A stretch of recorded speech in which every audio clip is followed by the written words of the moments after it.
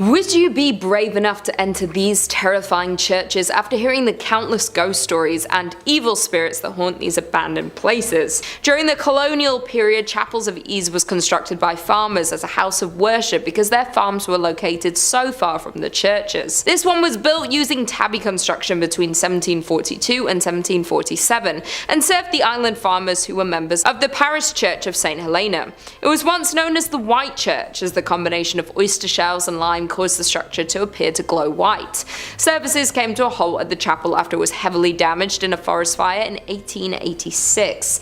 The church was virtually abandoned when the farmers evacuated the island in the fall of 1861. During the federal occupation of St. Helena, the church was used frequently by several of the northerners who had come to the island to educate and train the freedmen. It was also used as a sanctuary by Methodist freedmen as early as 1868. To this day, the church is empty, left just as it was the last day of service. There have been many reports of hauntings in the chapel, from explorers visiting the abandoned building. To start, the atmosphere of the church has been described as heavy, creepy, and hushed with the passing of time, while some visitors have even reported hearing whispers, prayers, and singing coming from the interior of the chapel. Others claim to have heard names being shouted in the silent burial ground and from the surrounding forests. Others have also said to have witnessed a lady shrouded in white walking among the tombstones with her family. Moreover, other visitors have witnessed a number of ghostly occurrences on the grounds, while individuals have reported strange sensations when walking through the church's graveyard. Not only that, visitors have seen ghostly figures of people dressed in 18th century clothing. In at number 4, we have Borley Rectory. Established in 1862, the building was originally built as a house for the residences of the parish rector.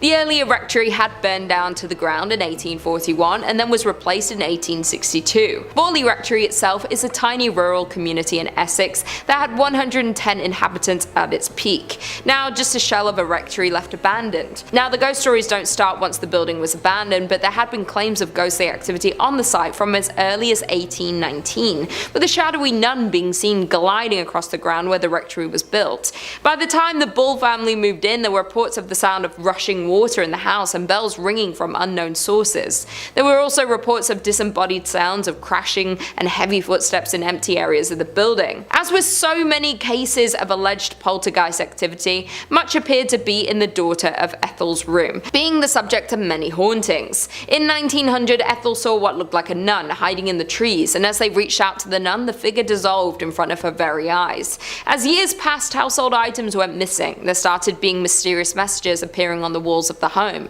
With the increase of hauntings, the owners hired a paranormal investigator of Harry Prince, after years of not being able to find a new owner as people were scared that the church was cursed. In at number 3, we have Most Holy Trinity Church. The Most Holy Trinity Church can be found in Williamsburg, Brooklyn. With the present-day church is the third church built upon the grounds and was established in 1885. The church is known to be built on a site that had been a cemetery prior to being a church. Legend has it not all of the bodies were removed from the cemetery, and that the souls of those who remain continue to inhabit the site. Not only that, but a number of people have mysteriously died while praying in the church since its doors first opened in 1885. Thus, those souls are also said to roam throughout the church building. Because of this, the lights in the church have also been known to go on and off without any reasonable explanation. At night, it is said that voices and the sounds of people walking back and forth can be heard in the building. It has been reported that priests who live in the rectory have continued to reserve the space as a guest room ever since the haunting started, as no one has ever been willing to live in it on an ongoing basis. Guests report having heard strange noises and the sound of a person walking back and forth while trying to sleep in the room. Phantom footsteps have also been heard on the staircases in the buildings, and the dogs who were once kept as pets in the rectory would stare in a trance-like state down the basement stairs, as well as into the dining room when the building got cold. With the number of souls trapped in the building and scary ghost stories throughout the years, it's hard not to believe that this church is cursed by the devil. In at number 2, we have the Abbey of the Black Hag. The Abbey of the Black Hag lies in the centre of the West Limerick in Ireland. It has been a source of paranormal and archaeological intrigue for centuries. It is named after Catherine D. O'Connell and was originally thought to be 13th century due to Vatican records. However, it may be 100 or so years older than this. St. Catherine's Augustinian Abbey was one of the few medieval convents in Ireland during the 1290s. Pope Martin V closed the convent after the locals were terrified of one nun practicing black arts and witchcraft within the abbey, which is known as the Black Black Hag's cell. Due to the black magic performed on the grounds, it said that it brought bad fortune to the local population. The malevolent abbess was left to live out her days in the damp, deserted abbey. Due to the depraved conditions and her twisted practices, over time her skin blackened to such a degree that it gave rise to the local name for the convent, the Abbey of the Black Hag. While it's said that one ghost that haunts the convent is the Countess of Desmond, who was buried alive under the church's altar. Sightings of her menacing ghostly figure prompted an investigation of her grave, while visitors say you can hear her screams and scratching the stone to escape in the early mornings throughout the ruins of the abandoned church. And finally, in at number 1 we have St. Louis Cathedral. The cathedral located on Jackson Square, St. Louis Cathedral is actually the 4th cathedral built upon its current location. The cathedral is the oldest continually operating cathedral in America. The 2 buildings which used to house the congregation of St. Louis's cathedral were destroyed by unfortunate events. The first building used as the cathedral was lost to a hurricane in 1722, just 4 years after the city's official founding. The cathedral, which replaced the earliest structure, then burned to the ground in New Orleans' Good Friday fire in 1788. The 3rd itinerary of St. Louis's cathedral was built in 1794, but by mid-1800s the congregation decided that they wished to enlarge their parish church. Thus the 4th version of St. Louis Cathedral went up in the 1850s. Perhaps the most famous ghost associated with the St. Louis Cathedral is that of Père Antoine. Père was a Spanish Capuchin friar at St. Louis Cathedral. He arrived in New Orleans in 1774 and was named pastor. His generosity and kindness to the people of New Orleans made him very popular. He was well liked by all of New Orleans. His death on January 19, 1829 was met with a somber and mourning city. He was laid to rest inside the St. Louis Cathedral 3 days after his death. Since his death in 1829, the ghost of Père Antoine had been seen in St. Louis Cathedral by an untold number of people. His ghost is easily recognized as there is a portrait of him inside of the cathedral. It seems as though the ghost of Père Antoine especially likes to show himself around the holiday seasons. Commonly, the ghost of Père Antoine is seen near the altar and on the balconies. Interestingly, the ghost has been seen in other areas of the city as well, especially in the alley next to the cathedral.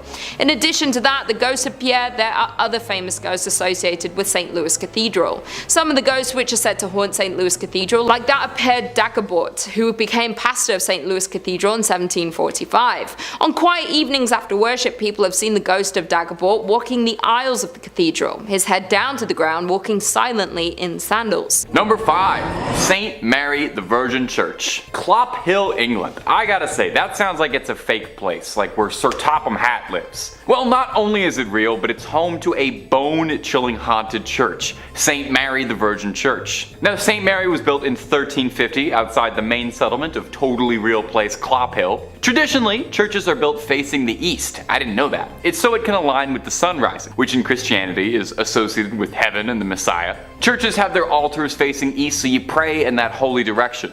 Well, St. Mary's just had to be a little different, and this church is facing the west, facing away from God. And it's why some people believe the church is hosted to evil spirits, as facing west means they've shunned God and opened their doors to the devil. Paranormal investigators have strongly suspected the church as being host to satanic rituals. As the church fell into disuse, it became a popular spot for vandals, and if you believe the legends, black magic. In 1963, a local couple saw 2 people wandering around holding a human skull, which definitely I think would cause you to look twice. The people told the couple that they had found the skull in St. Mary's, where it had been jammed into a wall. When the couple went to investigate, they found on the floor a breastbone, pelvis, and leg bones, all laid out in a pattern used for black mass. Pretty spooky. Scattered cockerel feathers and tracings of 2 crosses filled in red were found inside the church as well. And as if that wasn't slightly unnerving enough, they also found that 6 graves of women in particular had been tampered with as well. All signs seem to be pointing towards some dark rituals happening at St. Mary's Church. Common sightings at the St. Mary's Church range from smaller scale things like strange screeching during the night or hearing the bell going off despite being long abandoned, and the more threatening reports seeing seeing tall, dark figures wandering the ruins of the church, perhaps getting themselves ready for another ritual, or perhaps they've been contacted by a ritual and are arriving. Only thing I know is I won't be checking out the midnight mass there anytime soon. And if you're interested in way more scary stories of all manners, cryptids, conspiracies, churches, hauntings, aliens, we've got a little bit of everything at Top 5 Scary. So click on through, find something to get cozy with, and subscribe, and make sure you hit that bell so you catch all of our videos as they drop. But do all that stuff at the end of this one, okay? Because we got way more haunted churches for you coming right up. Number 4. Our next entry on the list today is going to be the Aquia Episcopal Church. And if you haven't said that, try saying that 10 times fast. I dare you. Located in picturesque Stafford, Virginia. The church has 200 years of history to it, which means it's also got approximately 200 years worth of ghost stories to study. When the church was first built way back when in the 18th century, it was stained by an unfortunate tragedy. You see, the surrounding areas were exhausted by war and the lack of resources, food, and money, and as such, brigands would take to the dark country roads to attack innocents during the night for whatever they had on them. Well, one young woman was hiding from a gang of highwaymen and marauders and sought out the church as a safe haven. Unfortunately, the bandits eventually caught up with her and she met an untimely end. Now, these men were never caught for their crime, and her body was not found for hundreds of years, left there to rot and decompose. And many believe that because of this, her spirit is tied to the church. And there have been several reports of hauntings ever since the discovery of those accursed bones. Visitors mention hearing footsteps frantically scattered around at night. These footsteps break into a run, but if you go searching, you'll never be able to find anyone attached to them. Voices can be heard in the room where she was attacked, some saying it sounds like a call for help or a painful scream of a struggle. Some go so far as to say they saw a transparent apparition of the woman in the church's windows or on the balcony. One story comes to us from a custodian who worked the graveyard shift there in the 1990s, claiming that he saw a ghostly woman's face floating above the graces, and says that he saw her smiling at him through the balcony windows before she vanished. One last one on this church. In the 1990s, to celebrate the bicentennial anniversary, the church sent out an invitation to a group of Civil War reenactors to fight a mock battle on its ground. During the night, one of the reenactors was complaining that there was a red and orange light that was flickering the entire night during the church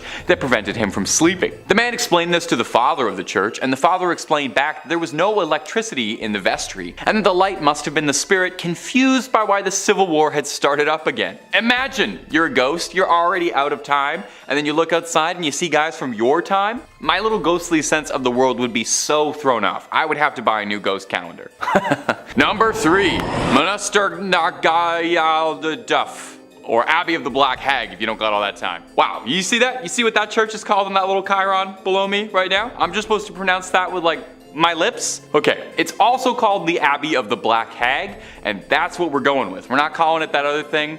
I'm not doing that. Black Abbey of the Hag, only name this church has ever gone by, and it was built in 1298. And it was one of the well-known medieval convents in Old Ireland. The remains of the abbey still stand today in a secluded valley, making it already mysterious and supernatural place just that much more supernatural and overgrown and spooky. I mean, the place is called the Abbey of the Black Hag. You don't name a place that unless it's extremely haunted or if there's like a cool boss fight or something there. Sounds like it's straight out of Dishonored. It's believed that the last abbess, horrible word by the way, in charge of the abbey practiced witchcraft, and in the scary way, okay? She brought death, misfortune to the surrounding areas. Pope Martin V condemned the abbey, not being down for witches at all. The accused witch left to live out in the damp, deserted abbey by herself, which she probably loved because it sounds scary. Over time, her skin blackened, her hair furled, and her soul twisted, leading to the place being renamed the Abbey of the Black Hag. And if you can believe it, there's actually more to this one. The Count and Countess of Desmond once called the abbey home when attempting to flee their attackers, where the Countess was fatally struck by an arrow and buried by her husband. But it wouldn't be the end of the Countess, because sightings of a ghostly figure around the ruins of the abbey were common, meaning someone eventually went to dig up that grave, finding worn out finger bones, meaning she was still alive when she was buried. It's said now that a woman's panicked shrieking can be heard in the early hours around the abbey. Number 2. The Borley Rectory. The Borley Rectory is an old London estate that has the unique distinction of being considered the most haunted building in the United Kingdom, no big deal or anything. Almost immediately after its construction, stories of hauntings started to creep out. One of the first local legends says that in the 12th century, a priest and a nun had a naughty little affair, and when they were discovered, the nun was bricked up and left to rot in the nearby church. Since then, they say that her spirit roams the rectory. In 1900, 4 daughters of the then estate owner all said that they saw a nun wandering around the estate late at night. They tried to talk to her but got no response back, just a scary ghost stare. The family claimed they had seen this nun around the property, and on one occasion they thought they saw the spectral apparition of a horse-drawn carriage with a headless rider, some real Sleepy Hollow stuff. From there on, there was all these reports of bizarre sounds or strange shadows creeping out the corner of your eye. In 1927, the estate changed hands as the original family owning the estate had all passed on, and a new family, the Smiths, had moved in. Shortly after, they discovered a human skull in the cupboard in a brown bag. Which is not a great housewarming gift, to be honest. They reported poltergeist behavior, unexplained footsteps, lights flicking around them, and the same sightings of headless specters. Now, they only lasted 2 years, not being down for any of the hauntings or skulls in cupboards, any of that business. And the next family, the Foysters, didn't have much better luck. They had objects flying around their home, and on one occasion claimed their daughter was attacked by something truly horrible. They moved out as well. And the last owner of the rectory would be Captain Gregson, who accidentally lit the estate ablaze while unpacking, although insurance claims they think the fire was started intentionally, perhaps in a desperate attempt to cast away whatever evil has been trapped in the Borley rectory for so long, or perhaps he unintentionally unleashed it out into the world. Time will tell. At number 1, Mortimer Abbey. Mortimer Abbey is a monastery in the forest of Lyons, France. A real old church built in 1134 on marshland, near the stagnant water of the drainage lake. The monks dug it out to try and dry the marshy land around the Fulbrock stream, which was called the Dead Pond. In French, Meltmal, which is where the name comes from. You can kind of hear it there. Mortimer, you know. Perhaps it's this history of being built on a dead pond is why Mortimer Abbey was doomed to be haunted. Now, the abbey flourished for centuries, but over time started to become claimed by the passage of time, and it fell into decline and disrepair. In the 17th century, there was an attempt to try and rebuild the abbey and recapture its former old glory, but the decline was already pretty present and had set in by that point, and by the time of the French Revolution, only 5 monks still remained in the abbey. Eventually, the abbey would collapse entirely and go private, and in 1863, the abbey would find itself in the hands of a rich Parisian family, the Delarues. Mr. Delarue moved his wife and his sons into the abbey, but soon discovered they weren't the only tenants. While walking the lawns, the young people of the house saw a light from the library. As if by an invisible hand, these hatches unfastened, their handles turned, and the windows and doors all opened.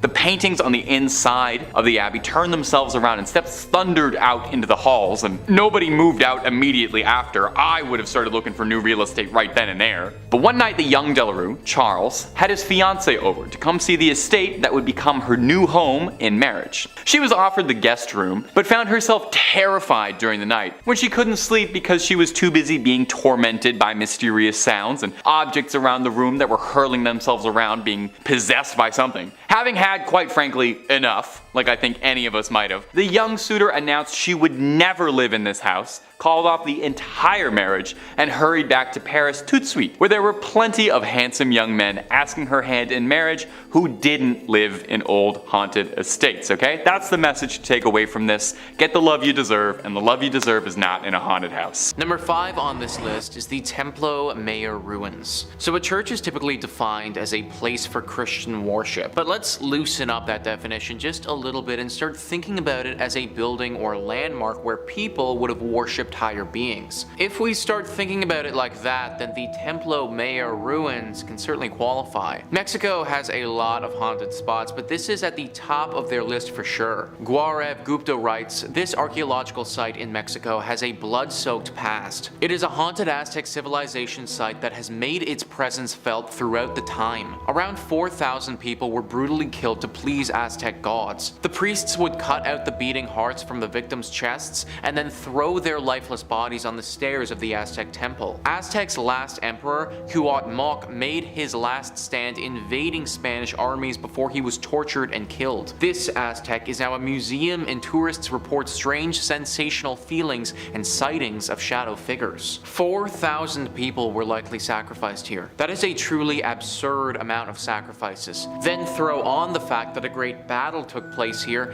and you end up with so much death. Needless to say, the spirits of those that passed have never really left. Glowing orbs are always spotted at this place, especially in the evening. There have been reports of these glowing orbs touching the people and transporting them to the world of the dead. They go into a hypnotic state and can't move, sort of like what happens to people in the latest season of Stranger Things, if any of you have watched that. They have a very hard time explaining what has happened to them after the fact, but they know that it was the dead. This is accompanied by a giant beam of light that flashes into the sky. There is evil here, there just has to be. All of the death that has transpired over the years has left a horrible stain on this place, and evil has congregated here. No one knows what type of evil or what spirit is behind this, but just know that this is a scary place that you should probably avoid. Number 4 on this list is the Ness Church. Ness Church is a Norwegian church that is no longer operating. It's a collection of ruins now and a very popular spot for ghost hunters. The ghost hunters have discovered that electronic equipment, or your standard cell phone, isn't going to do so hot in this church. For whatever reason, the second that you bring anything like that in, it just completely shuts down. If one wants to have an electronic device here, then it needs to be specifically made to withstand strong spiritual energy. The most popular myth surrounding the ghostly presence that resides here is a priest named Jacob Christian Finnegan. This was a priest who presided over this church from 1800 to 1837. Apparently, he suffered a very grim fate here along with his children. It's thought that he and his children were killed by an evil gang who came through the church looting it. They killed the priest and then, ever so cruelly, bricked his children up and left them to die. This is only one variation of the tale though, because one legend actually says that the priest did this to his kids himself. Regardless of which one is historically accurate, they're both pretty bad. The screams of these children are frequently accompanied by the sighting of this priest. It's said that he will stalk those who come here and follow them around, giving them a horribly uneasy feeling. It's very likely that if you go by yourself, this ghostly priest will attack you and could do some serious damage. Maybe he wasn't evil when he was alive, but he certainly is now. Number 3 on this list is Greyfriars Kirk and Churchyard. As the name Greyfriars might hint, this church is located in Scotland. History Hit says, with the kirk tracing its origin to 1598 and the graveyard dating back even further to the 1560s, Greyfriars Kirk and Kirkyard in Edinburgh is said to be one of the most haunted religious sites in the world. Known for body snatching and violent ghosts, the famously fearsome site has even been referred to by Scottish poet Robert Louis Stevenson. The site's most famous ghost is the Mackenzie poltergeist. George Mackenzie, who was known during his lifetime as a ruthless persecutor of Scottish Covenanters, a Presbyterian movement in the 17th century. His spirit was reportedly released in 1999 when a homeless man looking for somewhere to sleep broke into his final resting place, the Black Mausoleum. Next to this mausoleum is the former Covenanters prison, which housed some 1,200 members of a failed anti-government revolution in 1679. Only 257 prisoners came out alive, with the remaining dead said to haunt the churchyard. The negative energy that surrounds this church is said to be so strong that it's attracted some pretty powerful beings. The devil is the one being that people associate with this place. Some believe that this church is actually a secret lair for the devil, that these other demonic spirits are working to keep us away from this place so the devil can fulfill his evil agenda. If this is the case, then I think that we should do as the devil wants and leave it alone. Number 2 on this list is Borley Rectory. Built in 1863 in England, this is one of the most famous haunted churches in the world. We can thank the personalities of Ed and Lorraine Warren for bringing it into the spotlight, as they had quite the experience at this church back in the day. The horror stories began back in 1929. A journalist named V.C. Wall was a photographer in the woods nearby the rectory taking pictures one evening when they saw something very strange. From the outside, the rectory looked like it had a light on, but if you walked inside, it was all dark. Wall also saw the ghost of a nun that evening walking around the graveyard looking as eerie as you may expect. After they told people about this story, some ghost hunters came forward and provided an explanation. Back in the 1300s, there was a monastery here. At this monastery, a monk had a relationship with a nun. This was found out and resulted in deadly punishment for both people. The nun got it particularly bad though because she was bricked up alive in the convent walls and left there to die. The 1929 story was the big one that kicked everything off, but after this happened, other stories started emerging. Stories about this land before the rectory was even built. Apparently this area of land was always haunted and dealing with ghostly presences. Strange rapping sounds, bells ringing,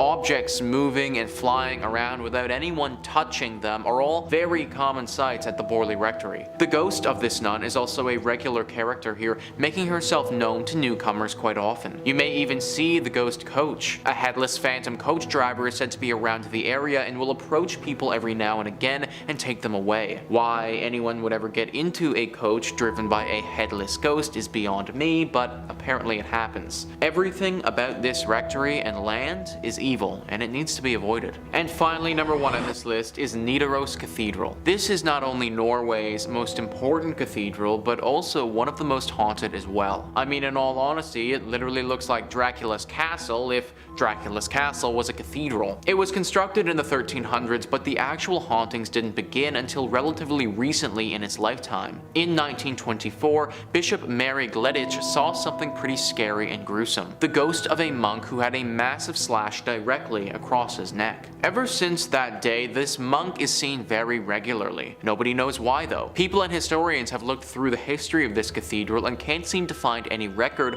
of a big monk population ever staying here. However, it doesn't make sense that this random monk ghost would just show up out of nowhere, so you have to imagine that he was here at some point before. You also have to imagine that he got that cut on his neck here too. All of it is very dark and mysterious and makes you wonder what else happened here that wasn't documented. Coming in at number 5, we have Oradour Church in France. Located in central France, a few miles from Limoges lies a now abandoned town called Oradour-sur-Glane. The town is now filled with empty houses, train lines that are out of order, and a sign of tragedy. With roadside walls pocked with bullet holes, fire marks, scorching stone houses, the church roof has gone through some massive explosion. This tragedy happened on June 10, 1944, when Adolf Dieckmann received information from members of the Vichy regime that SS officers had been captured and were being held by members of the French resistance at Oradour-sur-Vaires. Dieckmann led his team to Oradour-sur-Glane intent on revenge. Whether he went to Oradour-sur-Glane instead of Oradour-sur-Vaires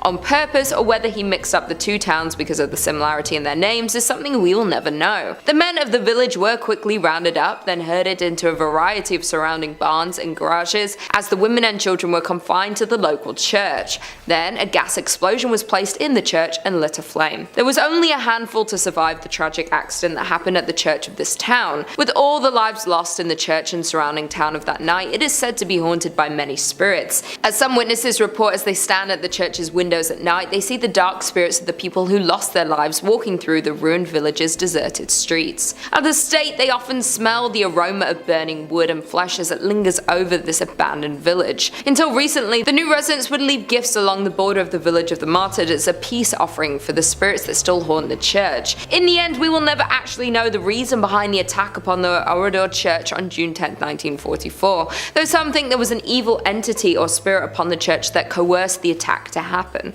Coming in at number 4, we have St. Mary the Virgin, England. In an English village, you'll find the Church of St. Mary the Virgin, built around 1350 just outside the main settlement. The church in Columbkille, Bedfordshire, was abandoned for around 170 years after it fell into disuse in the 1840s. There are a few odd things about this ancient little church, the most significant being that it was supposedly built facing the wrong direction. Churches are traditionally oriented to face east, the direction from which the sun rises, which in the Christian religion is associated with the location of heaven and the return of the Messiah. Churches are positioned with the altar facing east, so people will pray in that holy direction. Some have claimed that because St. Mary the Virgin Church faces away from God, it thus opens its doors to hell. Indeed, the church has a long history of reported hauntings and supposed satanic rituals. The 14th century church was reported reportedly used for satanic rituals in the 1960s. As rumor has it, bones were dug up and arranged in satanic patterns. A paranormal investigator has speculated that some kind of black magic was performed at a church in Columbkille, making it one of the most haunted places in Bedfordshire. The investigator explained that there's definitely something strange going on at the church, and this personal view is that it's down to black magic practices held there. He explains that he has also had many people confess the terrifying experience that they've had with the church.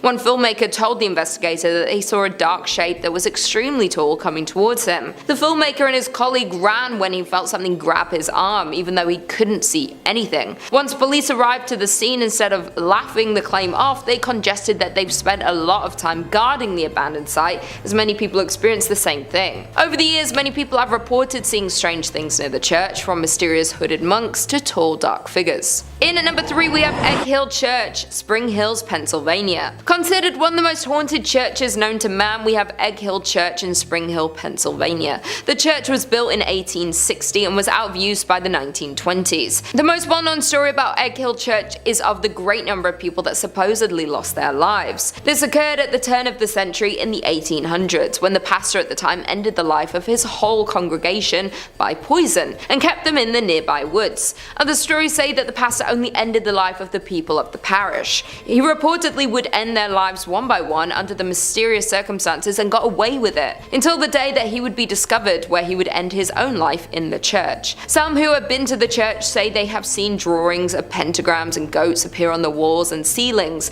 written by some unknown entity. Others say that from outside the church you can hear strange noises coming from the inside when the church is locked up and supposedly empty. Some claim the sounds are similar to children's voices. Therefore, there is no doubt that this haunted church has the potential to be cursed by the devil. In at number 2 we have Aquia Episcopal Church in Virginia. This church is said to be one of the most haunted churches in Virginia. Legend says that the church and the church graveyard, which has graves dating back to 1738, are both home to paranormal activity that has taken place for over 200 years. Even the early years of the church being opened were marked with tragedy. In the mid-18th century, a woman was hiding from a group of men within the church's walls and lost her life. Even more upsetting was the fact that she was not discovered until years later, when the church reopened after the Revolutionary War. No one knows exactly the details of the loss, yet there have been several claims of paranormal activity since. Her hair just as blonde as the day she lost her life. At that time, the church had lost funding due to the Revolutionary War, and that might have been the reason why no one discovered her body until later. Moreover, it's been said that blood stains from the murder remained on the floorboards for nearly 100 years, till it was replaced altogether with concrete. Many ghost stories worked their way through the community after the skeleton was discovered. Many parishioners refused to set foot in the church after dark. In the 1900s, people decided to seek evidence of hauntings for themselves. Many returned with chilling tales of having encountered an unfriendly presence. Built before the Civil War, this church is reportedly visited by the ghost of a soldier killed during the conflict. The most haunted part of the building is the church tower. Others claim that the reason for the haunting involves a young woman who was murdered there. The eerie lights and unexplained sounds are reason enough to stay away after dark. Even today, there is plenty of paranormal activity associated with the church grounds. Many visitors have reported hearing footsteps running through the graveyard, accompanied by the sound of a violent struggle. Others claim to see the figure of a young golden-haired woman peering from the balcony window. With all the tragedies and loss of lives that happen within the walls of this church, not to mention the paranormal activity, it's safe to assume that there is some evil spirits and energy cursing the church. And finally, in at number 1 we have St. Columbkille, Ontario. Dating back to 1855, St. Columbkille Church was founded and located in the hamlet of Uptergrove. The original frame church was torn down and the present brick edifice was constructed in 1905. This structure sits on a hill far back from the road and can easily be viewed when driving on Highway 12 east from Aurelia. The ghost stories have been spreading since over 100 years ago, classifying the church was haunted, and these tales have been circulated ever since. Today, the church is deemed haunted by some local residents and visitors. There have been many reports of ghost sightings, shadowy figures that will suddenly appear, creaking doors, and eerie music that will play randomly from the organ. There have also been numerous reports of shadowy sightings of a figure wearing a black hat that floats through the choir area, creating chills for those who had observed it. Mysterious candlelight has been seen flickering from the windows on stormy nights. Many believe the spirit responsible is that of a former priest who, according to legend, pledged to complete a specific number of sermons, though he lost his life before he was able to attain that number. Now, some churchgoers say he has returned returning to fulfill that promise. In fifth, we have the Most Holy Trinity Church in New York, built sometime between 1882 and 1885 on land that previously served as a graveyard until 1853.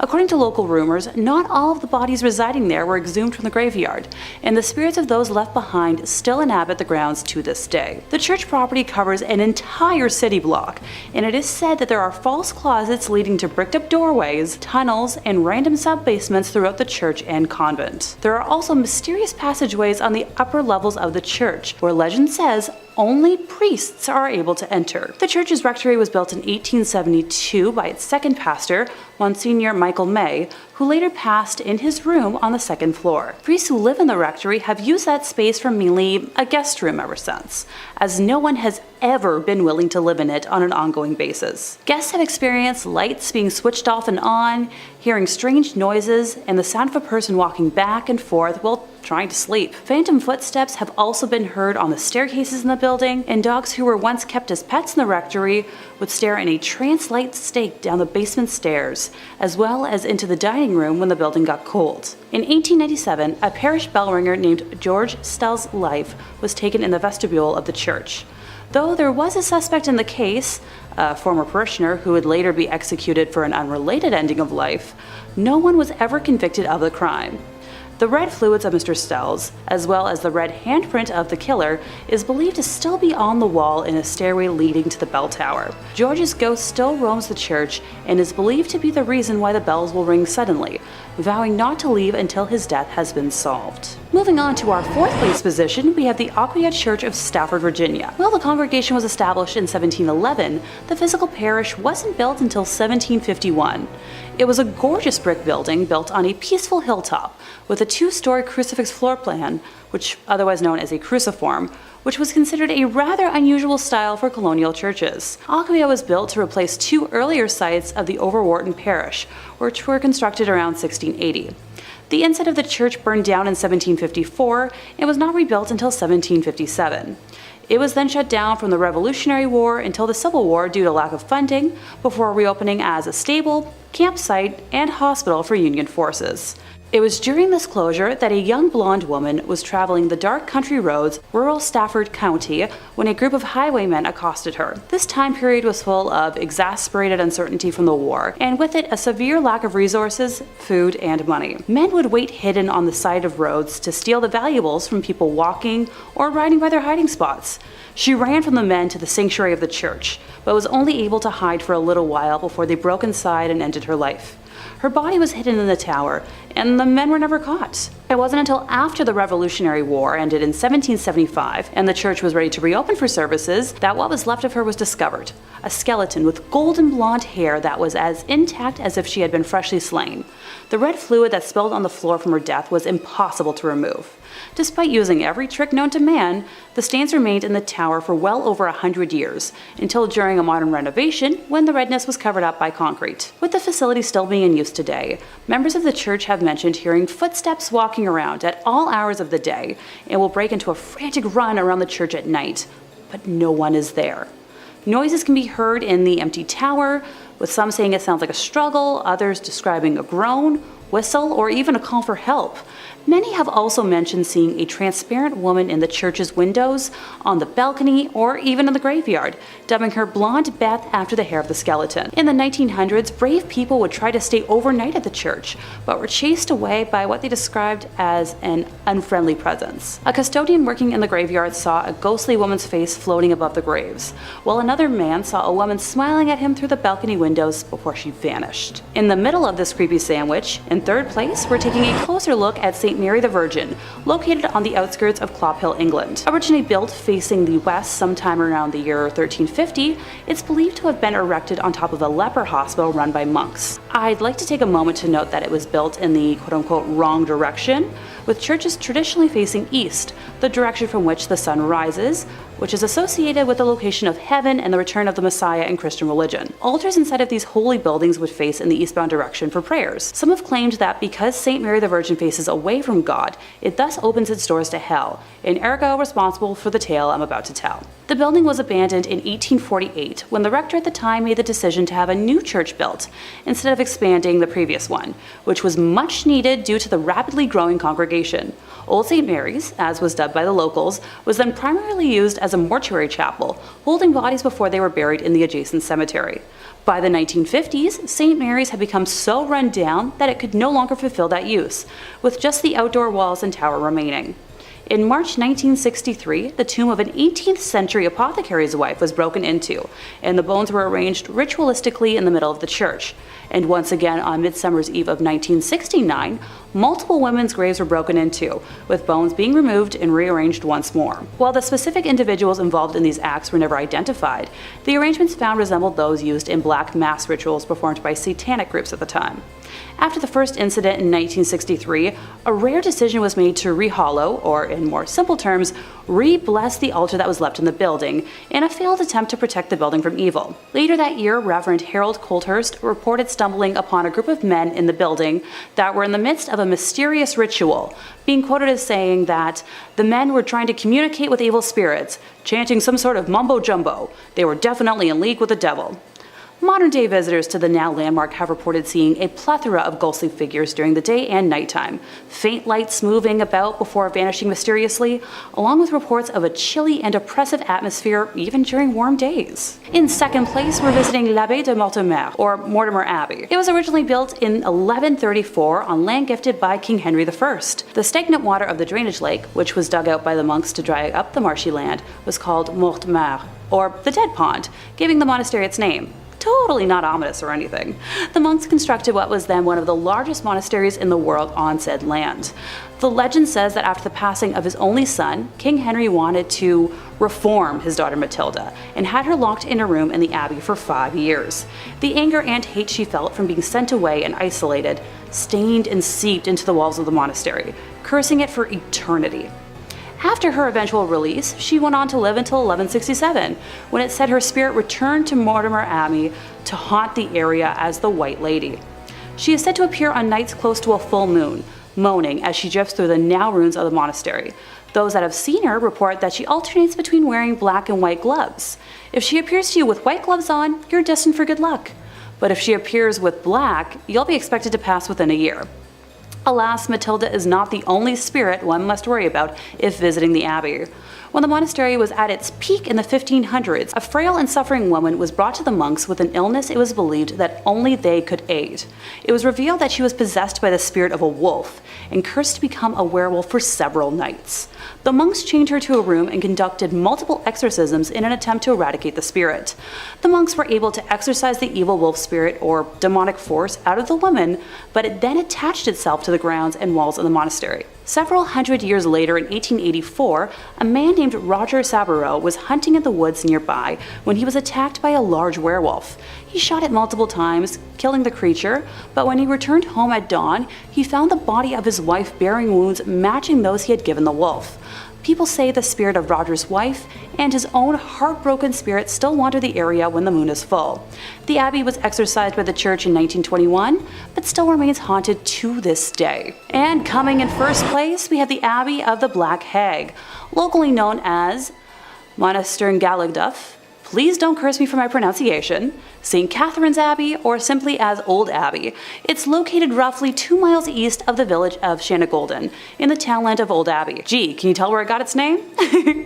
One of the earliest recorded nunneries in Ireland, with its first official record being around 1298, it was built on land donated by John Fitzthomas, and has the typical layout for abbeys of its time, with a dining hall, cells, isolated meditation areas, and other rooms still able to be identified amongst the ruins today. During the 15th century, there was a major battle for supremacy in the area between the Earl Fitzgerald and the prestigious Butler family, of which the Earldom of Ormond belonged. It got to such an extent that the local bishop was known to pray for peace between the families at masses. During one of the nightly attacks, Earl Fitzgerald attempted to get his wife to safety, but as he was pulling her onto his horse, an arrow pierced her thigh, shattering the bone and spraying red bodily fluids. As he rode on, the Countess appeared to have succumbed to her injury, leading the Earl to seek sanctuary at St. Catherine's. The heartbroken man was certain his wife had passed, so he swiftly buried her beneath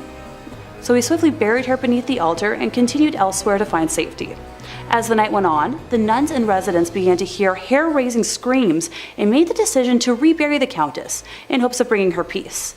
When they dug up the body, they discovered her fingers were broken and her nails had been torn off. The poor woman had been buried alive, with a very slow and torturous end of her life. To this day, it is believed that the Countess has been unable to find peace and continues to scream in anguish, waiting for her husband to save her from a fate truly worse than death. Moving slightly ahead in time, we come to the Black Nun herself. Described as one in the order that wasn't content with being humble, helping others over herself, and the servitude to God, she instead craved power. The hag had her own cell, where she worshipped Satan and performed black magic, becoming a slave to the occult. This was the highest form of blasphemy in the church, and the other nuns in the order fled the abbey, while the hag remained in her now house of darkness. To complete her rituals, the Black Nun would venture into the local community and perform depraved, lewd acts and offer sacrifices, with bones of young community members later discovered on the grounds. In modern times, visitors have reported seeing the dark, shadowy figure of a nun wandering, the feeling of being constantly watched, and a disembodied hand reaching towards them. It has been reported that flashlights cannot function in the nun's cell, and modern batteries drain too quickly to have any sort of rational explanation. Number 5 on this list is Hallstatt Karner. Hallstatt Karner is one weird church, man, let me tell you. I'm all about unique and cool decorations, but human body parts? Kind of where I draw the line, guys. Discovery.com says many bone churches and ossuaries are decorated with femurs and pelvises, but at Hallstatt Karner, the skulls themselves are decorated. More than 600 of the skulls on display in this Beinhaus, also known as Bone House in English, bear their former owners' names, professions, and the date of their death. Many are also adorned with decorative garlands and flowers. But perhaps what makes this bone church stand out the most is the fact that the most recent remains to be interred here belong to a woman who passed away in 1983 after having requested the Beinhaus as her final resting place. What's more, she might not be the last because the church is still open to receiving similar requests. So yeah, the dark secret here is that there is literal bones still being added. 1983 is really not that long ago when you think about it, and like the article suggests, that's probably not the last person to have been thrown into this array of skeletons. I guess it isn't, but it feels like this should be illegal or something. At the very least, it's just super weird. Like, why is a bunch of dead bodies and bones and stuff bringing anyone closer to God? Isn't the whole point of church to connect with your spiritual side? Not get grossed out by a bunch of dead people who you might have even known at one point. The church is located in Austria and has got to be one of the scariest churches in that country for sure. Unless you want your bones to be added to some religious display, I would stay away from this place. Number 4 on this list is the St. Louis Cathedral, a beautiful church like many on this list, which is riddled with spirits. List first says, like the city it serves, the St. Louis Cathedral in New Orleans is a font of strange myths and legends. Originally built by the city's French rulers, the modern cathedral wasn't completed until the 1850s. According to lore, the ghosts of the old structure came along for the ride. One of the cathedral's better known ghosts, Père Dagobert, was an 18th century priest. Dagobert was renowned for his kindness, especially his willingness to treat the poor and terminally ill. During the 1760s, several members of his congregation decided to revolt against the city's new Spanish rulers. The mainly French and Creole rebels successfully pushed the initial Spanish force out of the city, but a larger force later managed to claim New Orleans for the Spanish king. Infuriated by the earlier rebellion, Irish-Spanish governor Alejandro O'Reilly decided to not only execute the rebels, but also leave their rotting bodies on the doorstep of the St. Louis Cathedral. As a devout Catholic, Dagobert could not stand by while Catholic bodies were so roughly treated. After failing to get O'Reilly's permission to properly bury the bodies, Dagobert led a funeral procession down to St. Peter's Cemetery and placed the slain men in unmarked graves. Dagobert's successor, a Spanish priest named Pierre Antoine, is also said to haunt the cathedral. More intriguingly, Antoine's friend, voodoo priestess Mary Laveau, who often prayed at the church during her lifetime, is also considered to be one of the many spirits inside the cathedral. So we got voodoo priestesses, unmarked haunted graves, multiple spirits of bodies that were buried improperly. This church is just one big mess. Many people think that there are also a bunch of other secrets that this place has that we don't know about. Like this was a spot for a secret society hundreds of years ago who performed some very questionable rituals, and that's why this place is as haunted as it is. Whatever really happened here, we know it was dark and we know that it left its mark. Number 3 on this list is Egg Hill Church. This church was home to one of the worst tragedies a church has ever been host to. I've never been a real churchgoer myself, but from my understanding, love, life, spirituality, all of this is supposed to be in the air when you go, and the whole reason for doing so. Death and hate and violence, that's all supposed to be left at the door. Pennsylvania's Egg Hill Church didn't quite do that. Instead, they invited death into the church on one particular Halloween night. Many years ago, the whole community gathered into the church on Halloween. The priest passed around bread and wine as is customary, but this bread and wine was a little off. In fact, it was very off. So off that everyone who had it died. It was poisoned. It's unknown whether the town had collectively decided to end their lives together that night or if this was all the priest's doing, but either way, tens to hundreds of people's bodies lay lifeless on the ground when it was all said and done. Now, what are we left with? Well, the ghosts of all of these people, obviously. Even worse than that, the spirit of this evil priest still lingers here too, and apparently, he isn't done with the living. He's said to be very dangerous and wants to drag visitors down with him and take their life. This whole story is pretty much as dark as you can get, and it's no wonder the place is totally messed up today. Number 2 on this list is St. Nicholas Church. Hey, it's me. It just so happens that my church is haunted by a dozen spirits. Great. List first says St. Nicholas Church is practically haunted by default. That's because the village of Pluckley, its home, is reputably the most haunted locale in all of England. The Kent village is home to the Watercress woman, who occupies the Pinnock Bridge, and to the ghost of a schoolmaster who committed in front of his pupils. According to a conservative estimate, Pluckley contains no fewer than 12 active spirits. The church itself is said to be the home of both the beautiful ghost of Lady Daring and the Lady in Red, a ghost who searches the adjacent churchyard for her lost baby. The ghost of a former miller who worked in the area is also said to haunt the churchyard in search of a long-lost love. Also, the ghost of a monk at nearby Greystone's house is also said to be seen during the night. Finally, visitors to St. Nicholas have reported seeing lights in the church's windows when no one was inside. So we have another church with just a plethora of horrible things. Someone taking their own life, a missing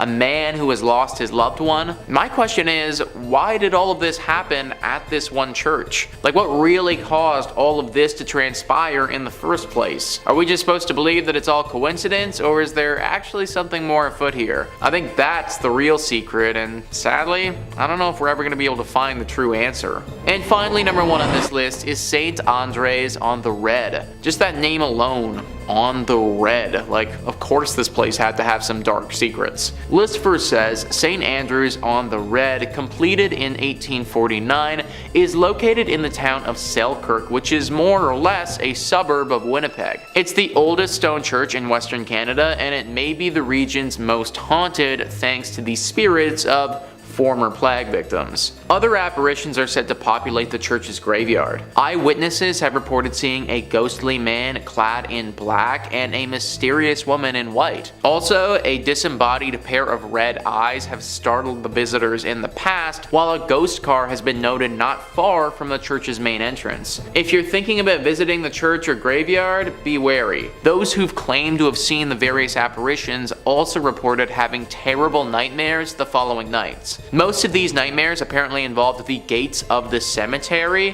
which rattle even though no hands are seen shaking them. Some people can't shake these nightmares either. The occasional individual will have these persist for months or even years. I'm sure that the architecture and natural beauty is nice and all, but I'm not trying to risk nightmares for a year to see it. I do wonder what happened to those gates though. Is it some weird thing with the wind that's causing it, or is it what people suggest, some type of ghostly intervention? I tend to think some sort of spirit has to be involved, considering the thing with the nightmares happens as well, but you gotta wonder who. Sometimes I really do think that being a paranormal investigator would be awesome, because you could get to the bottom of these things, but then again, that's a pretty unforgiving profession. Coming in at 5, St. Pauls Episcopal Church, Key West, Florida. St. Paul's Church is the 4th church structure built by St. Paul's between the 1800s and early 1900s. And though it may look bright and new, this is because the church has been rebuilt numerous, and I mean numerous times.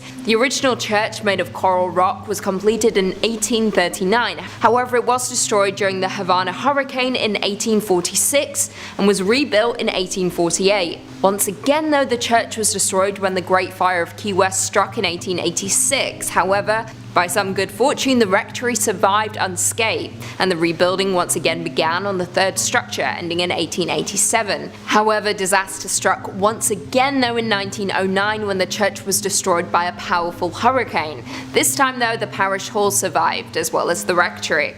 The church was once again rebuilt, and construction was completed in 1919. However, during all of these rebuilds, it was discovered that the site was once a Seminole burial ground, with the land being previously owned by the Fleming family before the church was built, and the land was only granted after the widow was assured her husband's remains that were interred on the land would not be disturbed. However, this is where it gets spooky. Legend has it that the promise was broken, and the widow's husband, John William Charles Fleming, was removed from the site. Spookier still, according to some locals, his ghost still wanders the site. Other apparitions have been reported as well in the graveyard, one being a ghostly group of children who were killed in a fire set by a jealous deacon who was taking revenge on his unfaithful wife. Yeah, yikes.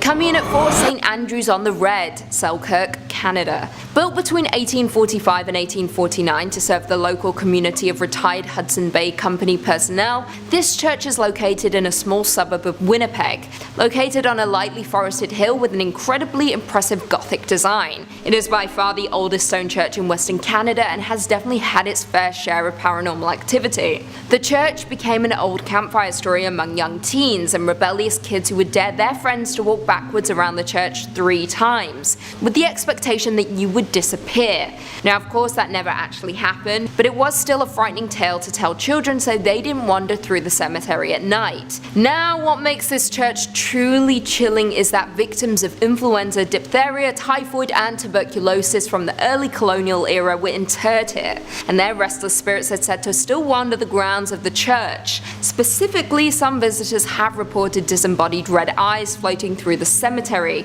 organs playing spontaneously, as well as a mysterious woman cloaked in white who is known to rattle the gates of the church. If you dare, you can take a self-guided tour of the church located in Selkirk, Canada. Coming in at 3, St. Michans Church, Dublin, Ireland. This is an Anglican church built on the site of an early Norse chapel from 1095, with the current structure dating back to 1686, undertaken by William Robinson. As it stands, this church is the only parish church on the north side of the River Liffey, surviving from a Viking foundation. Now, the exterior of the church is nothing to write home about, however the interior is what we're going to be discussing, specifically the vaults. The vaults of St. Michans contain a large amount of mummified remains, with the walls of the vaults containing limestone, thus keeping the air dry and creating ideal conditions for preservation. Among the remains of the 400-year-old body of a nun, a 6.5-foot man believed to have been a crusader, a boy with a severed right hand and feet, and Henry and John Shears, who took part in the 1798 rebellion. Unfortunately, a number of the crypts in the church's vaults were damaged by vandals in 1996 and once again in 2019. After the most recent event, the church has stated that several mummified remains were desecrated by vandals, including the remains of the nun and the crusader. Tours used to be open, however, after the recent incident they have been temporarily shut down. down. Not only will you be dealing with the enraged spirits of the dead when visiting this church, but also the despicable living.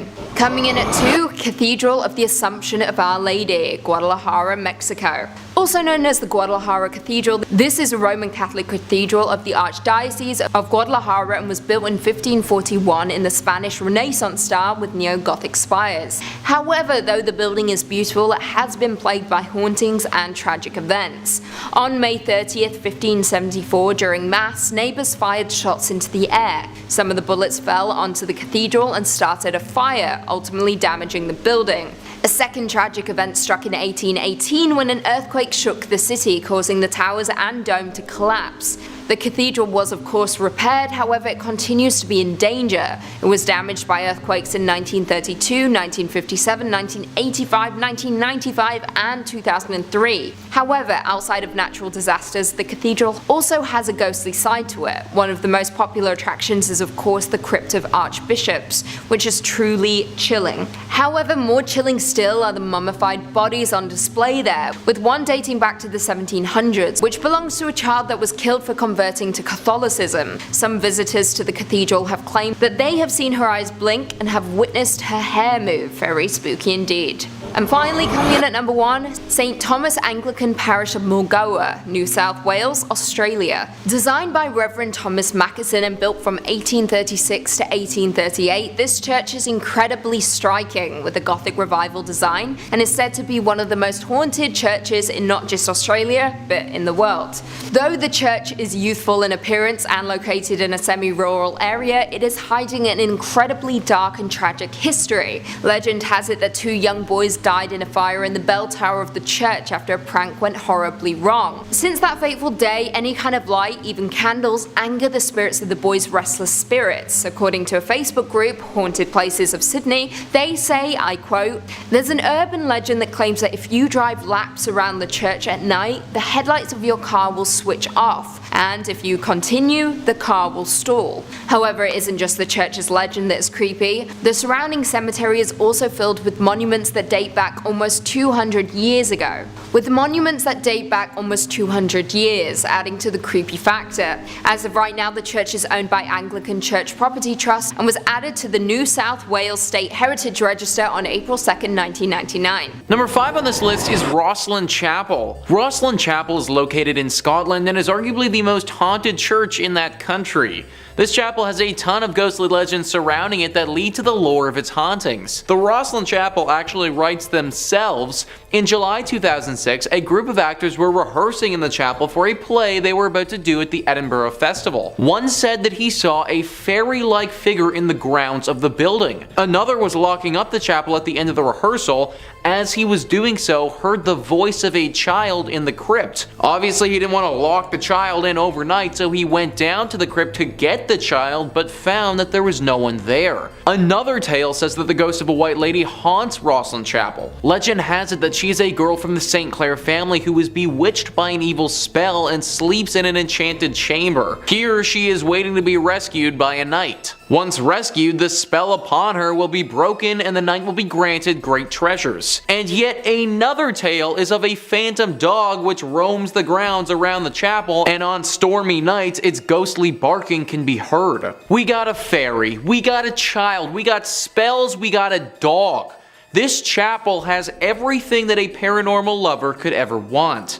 They also didn't mention in that article about the ghosts of the monks that supposedly live there. This used to be an area where a bunch of monks would meet while they were alive, and it seems as if their ghosts have never left. And the crazy part about all of this is that nobody knows why this church is as haunted as it is. Most places that are tied to spirits have some sort of horror story to go along with them, but there really isn't anything here at all.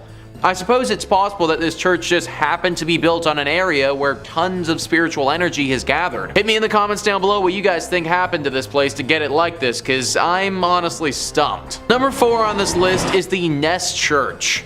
This church is located in Norway and is no longer functioning. It's actually a collection of ruins now and a very popular spot for ghost hunters. The ghosts here are very interesting and unique. It seems as if they have a strong connection to electronic devices, because whenever anyone brings an electronic device to this place, it will immediately stop working and start flashing uncontrollably. If one wants to have an electronic device here, then it needs to be specifically made to withstand strong spiritual energy. The most popular myth surrounding the ghostly presence that resides here is of a priest named Jacob Christian Finnegan. This was a priest who presided over this church from 1800 to 1837. Apparently he suffered a very grim fate here along with his children. People believe that at some point a gang of thieves came to this place and murdered him. Along with his death, they took his children and bricked them up in the church, leaving them there before ransacking the place and taking any valuables. An even darker version of the legend says that the priest did this to his children himself and then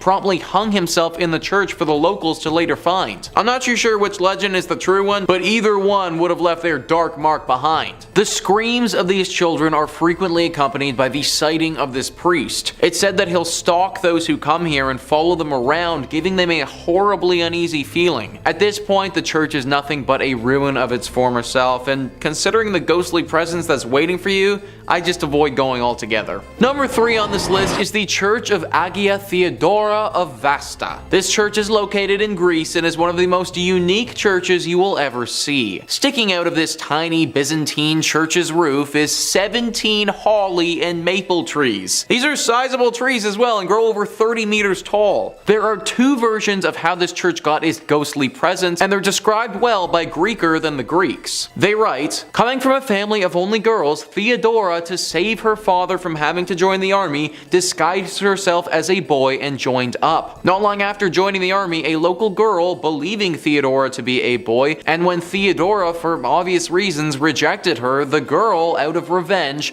claimed she was pregnant by Theodora and demanded they be married. For reasons known only to Theodora, she did not reveal her secret, which could have saved her, and refused to marry and was consequently put to death." Version 2 is more or less the same, only this time, Theodora, again disguised as a boy, joined a monastery as a monk. Why she didn't save herself trouble and join a nun's monastery is not known, but anyway, a nun from a nearby monastery fell in love with the monk Theodora, the ending then being the same. Before her execution, Theodora prayed, "Let my body become a church, my blood a river, and my hair the trees." On the very spot where Theodora was executed, a spring gushed forth and grew to become a river which still exists today, as the river which flows beneath the tiny church. So guys, if that legend holds true, then not only is this church haunted by a ghost, but the actual church itself is a ghost. This whole thing was made up by the spirit of Theodora and therefore is basically a living church. Locals have said that because of this reason, the water that flows through this river has some exceptional healing properties and can cure many ailments. Considering this church may actually be the spirit of a person who has passed, I highly recommend saying a prayer before you enter. Number 2 on this list is the Templo Mayor ruins. So a church is typically defined as a place for Christian worship, but if we loosen up the definition a little bit and just make it a building or landmark where people would have worshipped higher beings,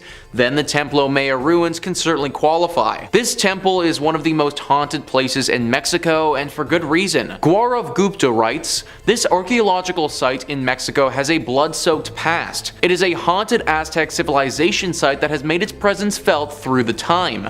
Around 4,000 people were brutally killed to please Aztec gods. The priests would cut out the beating hearts from the victim's chest and then throw their lifeless bodies on the stairs of the Aztec temple. Aztec's last emperor made his last stand against invading Spanish armies before he was tortured and killed. This Aztec is now a museum, and tourists report strange, sensational feelings and sightings of shadow figures." 4,000 people were likely sacrificed here.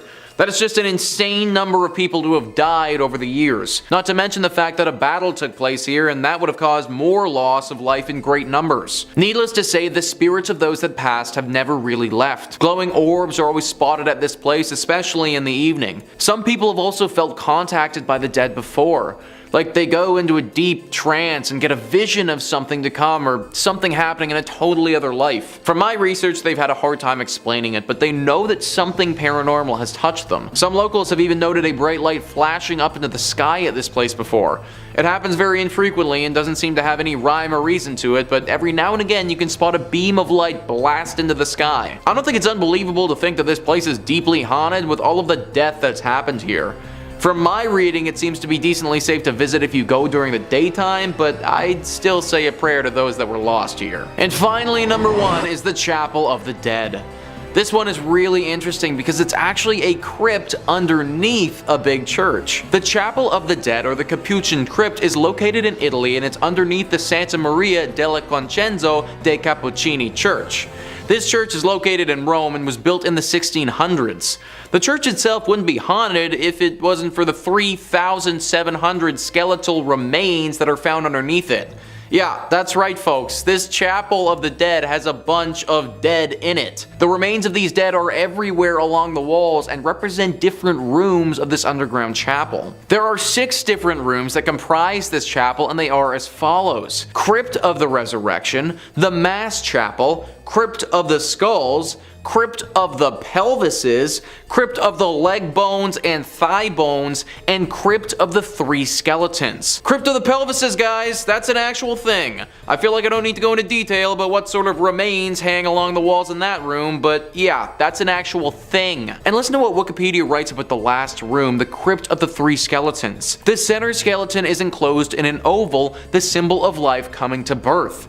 In its right hand it holds a scythe, symbol of death, which cuts down everyone like grass in a field, while its left hand holds the scales, symbolizing the good and evil deeds weighed by God when he judges the human soul. A placard in 5 languages declares. Obviously, with all this being said, this place is deeply haunted. It sounds like something straight out of an Indiana Jones movie, and from what locals have said, it definitely could be. Severe bad luck can befall those that enter into this chapel, and it seems to be totally random. I could enter it and be like 100% fine, but you could enter it and just have horrible things happen to you for years. It's a really interesting place to read about, but definitely not the sort of place I'd recommend visiting. Number 5 on this list is the Lady of Guadalupe Church. This church is located in New Orleans and is known to the locals as being one of the most haunted spots in the whole city. This location hasn't always acted as a place of worship, but for a long time was a chapel that you really didn't want to end up at. That's because for the longest time it was actually called the Old Mortuary Church. As I'm sure that you can probably guess, the crowd that entered this place wasn't the liveliest. In fact, using the word live to describe them is just flat out incorrect.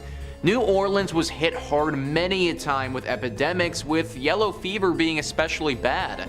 There were times during the city's history where the dead were too many to handle and they had to go somewhere. Enter in the Old Mortuary Church. Thousands upon thousands of bodies have went through these doors over the years. In fact, for the longest time, the only people this place saw were the pastors who were here and the countless dead. Everyday citizens were too scared to come here for fear of catching the disease and wouldn't even risk going to see their departed loved ones.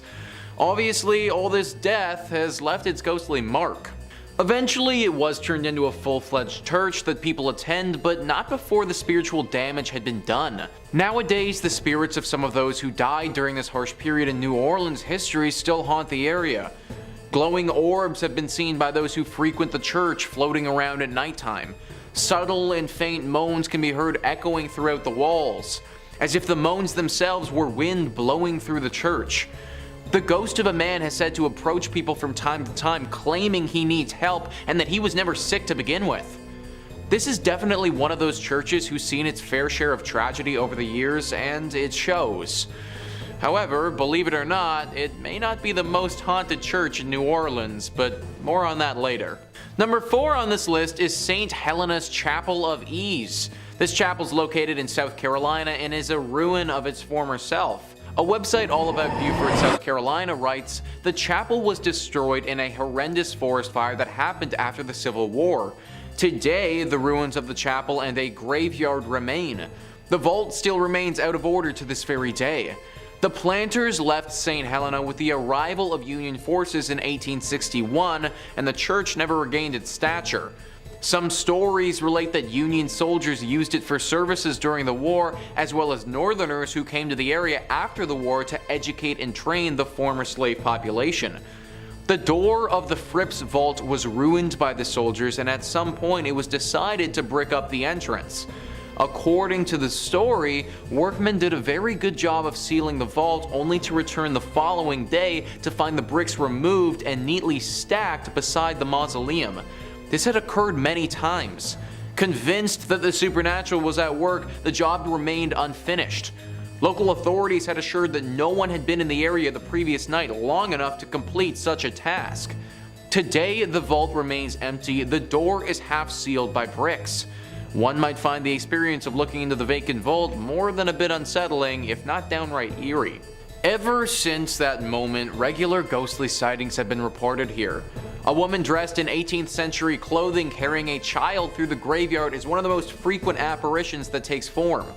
People have also talked about hearing people singing here, even though they'll be completely by themselves. Usually these songs sound like church songs and are quite beautiful actually. Also, just a general feeling of uneasiness has been reported at this spot very often. This place clearly has a very strong spiritual presence, and I'd highly recommend giving a prayer before entering it. Number 3 on this list is Nidaros Cathedral. Located in Norway, this is referred to by locals as the most important Norwegian cathedral and also the most haunted. Taking a look at this thing on the outside, it's certainly very beautiful, but also gives me some serious haunted vibes. And those vibes are well founded. The church was finished being built in 1300 and is directly in the center of the city of Trondheim. It's certainly been around for a large part of Norway's history, however the hauntings at this church have been pretty recent relative to how long it's been around. It all started in 1924 when Bishop Mary Gleditsch saw something pretty scary and gruesome. The ghost of a monk who had a massive slash directly across his neck. This monk has been spotted haunting the church ever since, but the weird thing is, nobody knows why. Historians have combed through Norway's history and can't seem to find a time that any order of monks would have stayed at this church. Now at the end of the day, this doesn't mean that having a ghost monk is impossible by any means.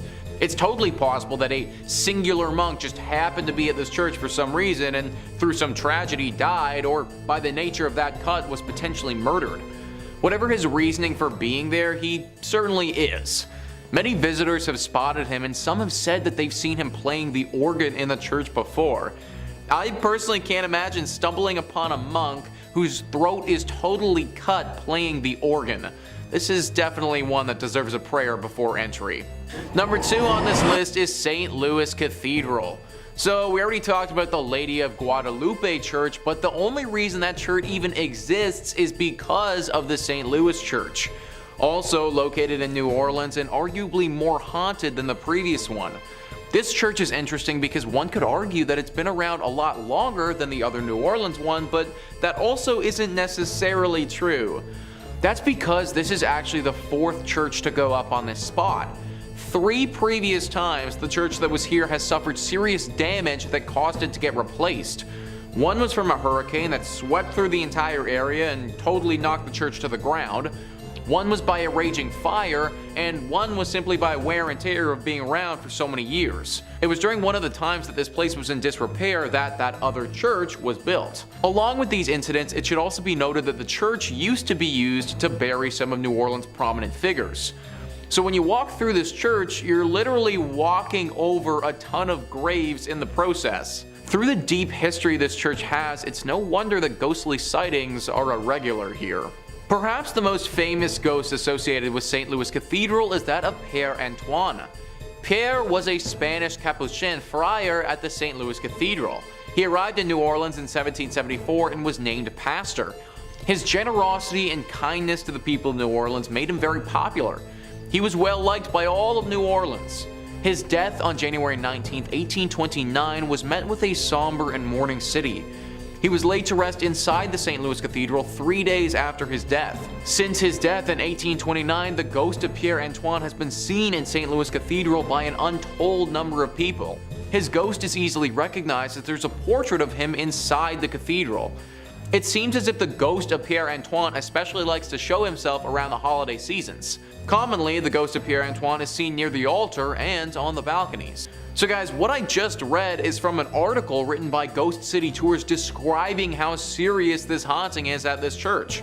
Apparently Pierre Antoine isn't the only ghost either, but people have reported seeing the ghost of another pastor and some other apparitions of what looks to be people from the 1700s. Clearly something about a New Orleans church is very attractive to the paranormal. And finally, number 1 on this list is the Abbey of the Black Hag. This church would be a tad bit difficult to pray before entering because there isn't too much left to enter. It's located in Ireland and is a ruin of its former self. The story starts many hundreds of years ago when this place was referred to as St. Catherine's Augustine Abbey. This place was established in 1298 and was pretty great right up until the last abbess took over. It's said that this woman practiced witchcraft here and brought great evil to the others that lived here and those nearby. Pope Martin V caught wind of this and ordered the immediate closure of this place.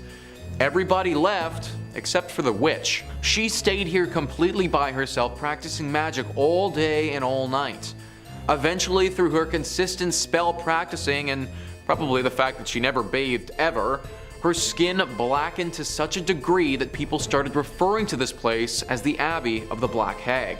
Apparently, this witch still resides here to this day, and the locals fear going here and risking her wrath. Tales have been told of livestock going missing, weird symbols appearing in the ground, and even the occasional child wandering into this area, never to be heard from again. I feel like praying before you go to a place like this might not actually help that much. In fact, I'd just try avoiding it altogether if I was you. Number 5 on this list is the Borobudur Temple. Borobudur Temple is located in Indonesia and is frankly extremely beautiful. It's located on the island of Java and is one of the biggest Buddhist temples in the entire world. It truly looks like something from a legend or from something directly out of an Indiana Jones movie. Now, it was built many hundreds of years ago between 780 AD and 840 AD during the Selandria dynasty. There's a lot of lore that surrounds this temple and a ton of mystery. Located in a very remote location, it kind of got forgotten about for several hundred years. Then in 1970, it was almost rediscovered by UNESCO, and it was decided that they would try and rejuvenate it to its former glory. Now, during the process of rediscovering this beauty, they also rediscovered the darker side of this place, which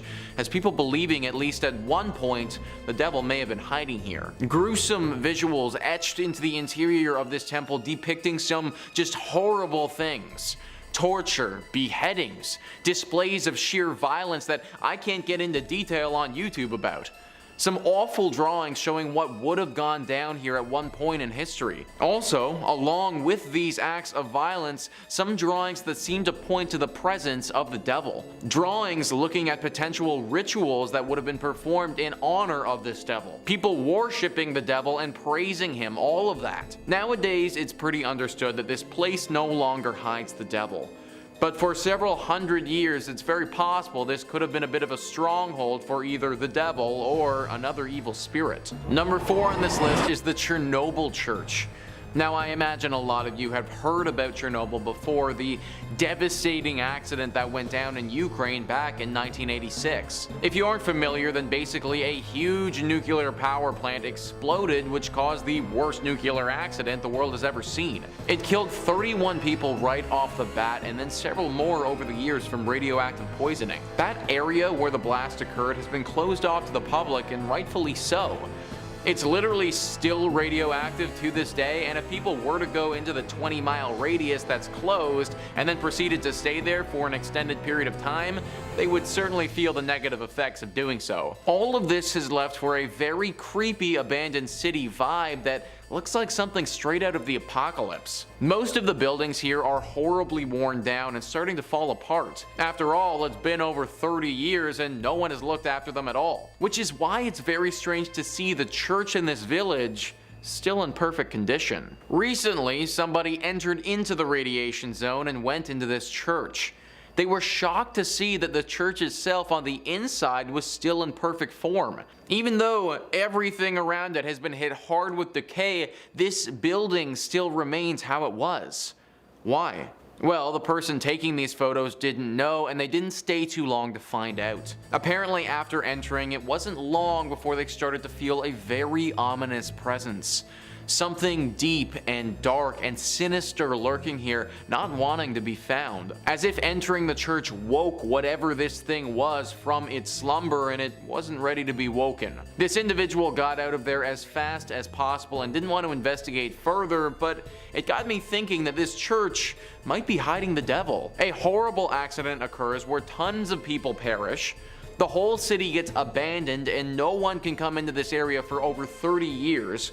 And this one flimsy little church is still totally intact and looking pristine. It seems a little bit too suspicious for me. If this is the case and this church is hiding the devil, then we can take it a bit further too. Now the real question comes out about how the Chernobyl accident really went down. Maybe the devil, or whatever demonic creature is living in this church, had some role to play. Number 3 on this list is Greyfriars Kirk and Churchyard. This church is located in Edinburgh in Scotland.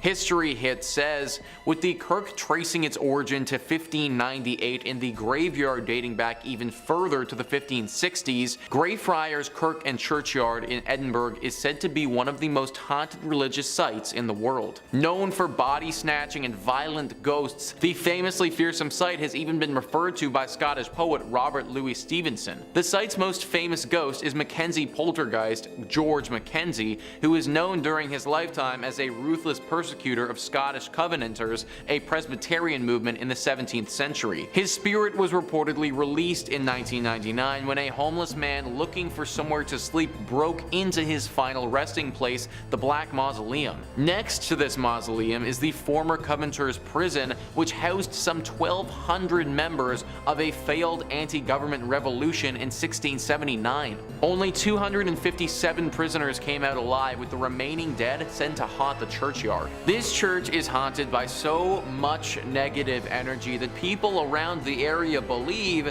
it's actually attracted the devil. Basically, all of this evil has gotten the devil's attention, and it's possible that one of those evil spirits that's hiding out is the devil in disguise. It's also believed that the devil may have released all of these demonic spirits to keep people away from this place, as he's doing something sinister. We may never know for sure though. Number 2 on this list is the Church of St. Mary the Virgin. This church is located in Bedfordshire, England, and can very easily be a hiding spot for the devil. Bedfordshire Live says, the Church of St. Mary the Virgin in Columbkille, Bedfordshire was abandoned for about 170 years after it fell into disuse in the 1840s. During this time, the church fell into ruin as it lost its roof and became a focal point for vandalism, antisocial behavior, and, according to ghost hunters, black magic. Over the years, many people have reported seeing strange things near this church, from mysterious hooded monks to tall dark figures. The 14th century church was reportedly used for satanic rituals in the 1960s. As rumor has it, bones were dug up and arranged in satanic patterns. Damien Odell, head of the Agia Paranormal Investigation Society, theorizes that the hauntings are what remain of black magic rituals from many years ago. He explained, there's definitely something strange going on at the church, and my personal view is that it's down to black magic practices held there. I think it's possible for a group of Satanists to conjure up something and leave it behind. A sort of guardian or elemental. He added, if this is the case, it certainly does its job because it frightens the living daylight out of people. Other theories speculate that it's haunted because it's facing the wrong way. Churches traditionally face east, the direction from which the sun rises, which is associated with the location of heaven. However, because St. Mary the Virgin faces away from God, it's said to have opened up its doors to hell. Many locals have thought that this church is the literal church of the devil because of all the sightings and the fact that it's facing towards hell rather than where it should be facing. Even if it isn't the devil that is here, it's clear that there is some sort of demonic presence for sure. Personally, I would avoid this church at all costs if I was you. And finally, number 1 on this list is Egg Hill Church. Egg Hill Church is one of the creepiest and scariest churches on this list, and it's for good reason. The church is located in Pennsylvania and has seen a horrifying atrocity committed there in the past. Before I even get into the tragedy tragedy that went down here, let's just take a look at this place and how creepy it is. It's this small barn-looking structure that doesn't look to be in good repair at all. It's got a few gravestones sitting out front of it, and it's relatively in the middle of nowhere. It looks like the sort of place where a serial killer would be lurking, or in this case, maybe even the devil. In the early 1900s, this place hosted a horrifying mass murder. The pastor of this church held a congregation, gathering everyone in the surrounding areas to this church. When they were all inside, he chained the door shut and murdered everyone. He wasn't just interested in his visitors though, because right after he was done with that, he took his own life as well. This was obviously a major shock to the community when it happened, but even to this day, it's left people baffled. The pastor apparently never showed this sick and sadistic nature in his character before, and this act of terror came out of thin air. That's why people have speculated before that he may not have been acting by himself. It's very possible that it was him in the flesh but not in the mind, that his body was simply acting as a vessel for the devil or another spirit as they did this. To this day, locals avoid this place and claim that there is a dark force that haunts it. Maybe it's the devil just sitting, waiting in this church for his next helpless victim to wander inside. Well, there you have it, guys. That is our list of the top 5 terrifying churches where the devil might be hiding. Please comment down below what you thought about this list and some other potentially haunted churches that could be housing the devil. Also, please hit the like and subscribe button. Thank you so much for watching. I've been your host, Nicholas Playlog, and I'll catch you next time.